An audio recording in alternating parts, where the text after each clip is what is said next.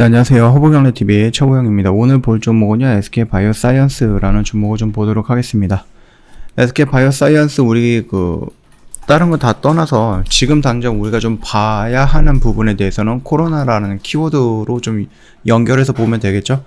일단 위탁 생산하고 있는 아스트라제네카, 그 다음에 노바백스, 그 다음에 자체 생산, 자체 임상 진행 중인 백신, 이런 식으로 해서 세 가지의 키워드를 좀 보면 될 것 같고, 다만 일단 아스트라제네카 같은 경우는 우리가 SK바이오사이언스 또는 우리나라가 계약했던 2천만 회분 정도는 다 들어왔다라고 합니다. 지금은 코백스에서 들어오는 물량이 조금씩 들어오고 있다라고 하는 거고요. 그럼에도 불구하고 우리나라 지금 일단 아스트라제네카가 남아 돈다라고 합니다. 이거를 어떻게 처리할 것인가에 대한 고민이 좀 커지고 있는데, 다른 나라한테 기부한다라는 얘기도 있고, 아니면은 부스터샷으로 이용을 한다라는 얘기도 있거든요. 왜냐하면 1차에서 아스트라제네카를 맞았다라고 해도요, 또는 1차, 2차를 아스트라제네카를 맞았다라고 해도 부스터샷이라든지 추가 접종에서는 mRNA 플랫폼으로 만들었던 화이자나 모더나 쪽으로 기울고 있다라는 거거든요. 그러다 보니까 좀 교차 접종을 좀 생각을 많이 하고 있다. 그러다 보니까는 지금 남아있는 아스트라제네카의 이 물량, 그 부분이 조금 어떻게 처리를 해야 될지 모르겠다라는 부분들이 많이 남아있고, 일단 백신별로 보면은요, 화이자 같은 경우는 900만 회분, 그 다음 모더나 같은 경우는 780만, 그 다음 아스트라제네카가 220만, 얀센이 한 19만 정도가 남아있는데, 일단 화이자나 모더나 같은 경우는 부스터샷이라든지 아니면은 추가 접종이라든지 아니면은 청소년들한테 맞아야 되는 미성년자들이 좀 맞아야 되는 부분의 물량이다 보니까 이거는 남겨둬야 될 것 같고, 그렇다라고 하면 인기가 없는 얀센과 아스트라제네카가 문제인데 이걸 어떻게 처리해야 될 것인가 라는 부분이고, 화이자 같은 경우는 앞으로 한 2200만 회분이 더 들어올 겁니다. 그렇기 때문에 그뿐만 아니라 이제 내년에 추가 접종을 위해서 필요한 3000만 회분도 성구매한 데 이어서 RNA 백신을 중심으로 해서 무려 한 8천만 회분 정도가 또 들어올 거기 때문에 지금 남아돌고 있는 아스트라제네카를 어떻게 해야 될 것인가, 그 부분에 대해서 좀 고민이 들어온다라는 부분이겠죠. 이거를 우리가 좀 부스터샷을 맞는다라고 해도 어떻게 될지는 모르겠어요. 왜냐면은 좀 교차 접종을 한다라고 했을 때 그렇게 mRNA 기법으로 만들었던 모더나라든지 화이자 백신을 맞는다라고 했을 때에는 효능이 더 좋아진다라고 하는데, 그러면 사람들이 다 이런 쪽으로 진행이 되지 않을까라고 생각을 하는 거고, 지금까지는 아스트라제네카 플러스 화이자는 오케이 사인이 났지만, 모더나라든지 얀센이라든지 이런 부분에 대해서는 승인이 안 났었던 부분인데, 지금 뉴스라든지 이런 흐름을 보니까는 좀 나올 것 같아요. 교차 접종이 꼭 아스트라제네카, 화이자 이 구성이 아니더라도 진행이 될 수 있다라는 부분이거든요. 그 점 참고하시면 될 것 같아요. 그리고 SK바이오사이언스 부분에서 지금 당장 문제는 뭐냐면은, 우리가 좀 낙관적으로 보고 있었던 노바백스가 WHO에서 승인이 안 나올 가능성, 또는 미국의 FDA에서 승인이 안 나올 가능성이 점쳐지고 있다라는 부분에 대해서 조금 우려가 되는 부분이죠. 생산시설 관련해서 또는 무슨 어떠한 좀 원하는 수치만큼 뭔가가 나오지 않았다라는 그런 부분이었거든요. 기사에서는 어떤 공장의 문제인지 구체적으로 언급이 되어 있지는 않다. 다만 미국에서 긴급 사용 승인이 어려울 것이라는 점, 그래서 FDA 관리들이 언급하고 있는 점으로 볼 때에는 미국 공장에 대한 내용으로 보인다. 그렇기 때문에 SK바이오사이언스는 노바백스의 미국 공장과는 관련이 없다라고 좀 말을 해주고 있고요. 노바백스 역시 빠르게 이 부분에 대해서 반박을 내세우면서 주가 하락이라든지 그 부분이 SK바이오사이언스에 연동되면서 같이 움직이는 투심에 대해서 조금 잡아주는 역할을 했다라고 좀 보시면 될 것 같아요.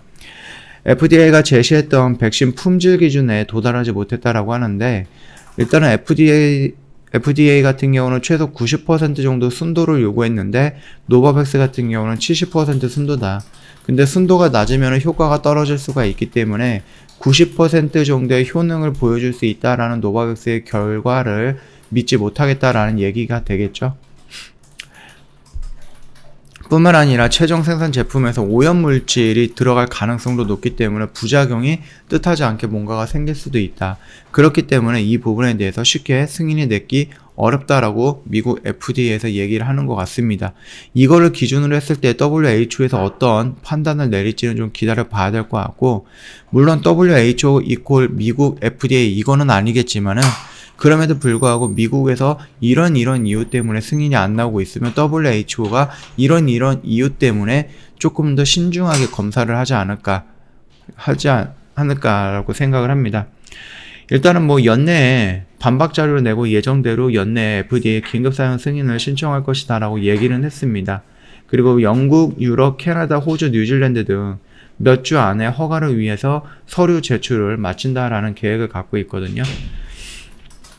노바백스 반박문의 미국 공장에 대한 언급은 없었습니다. 이 공장에 대해서 문제가 있다라고 생각이 됐던 부분이었으나 그 부분에 대해서는 따로 말은 없었고, 대신 주요 생산 시설로 인도, 체코, 일본의 시설과 함께 한국의 SK 바이오사이언스를 말하면서 이들의 생산 능력을 재확인시킬 것으로 볼 때에는 앞으로 이들 공장이 노바백스 생산 시설로서 더욱 중요해진 것이 아닌가라는 부분입니다.